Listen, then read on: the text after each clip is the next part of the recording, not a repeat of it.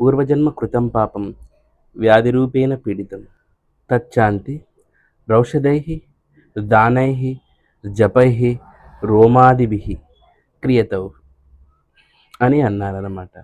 అంటే పూర్వజన్మలోనూ వర్తమానమునందు చేసే ఈ పాపములు వ్యాధి రూపేణ చిక్కుల మూలముగా బాధిస్తూ ఉంటాయంట. ఇందుకు ఔషధము, దానము, జపము, హోమము జరిపించుటయే శాంతి అని చెప్పేసి మనకు ఈ శ్లోకార్థం. ఇక్కడ మనము శాంతి పరిహారాలు చేసుకోవాలి అని మనకు శాస్త్రమే చెబుతుంది. మరి ముఖ్యంగా ఈ వీడియో అనేది శని గురించిన కాబట్టి ఆ శనిగ్రహానికి సంబంధించిన ఎట్లాంటి ఫలితాలు మనం చూడబోతామో, ఏలినాటి శనే కాదు, అర్ధాష్టమ శని కానీ లేదా ఇతర ఏదైనా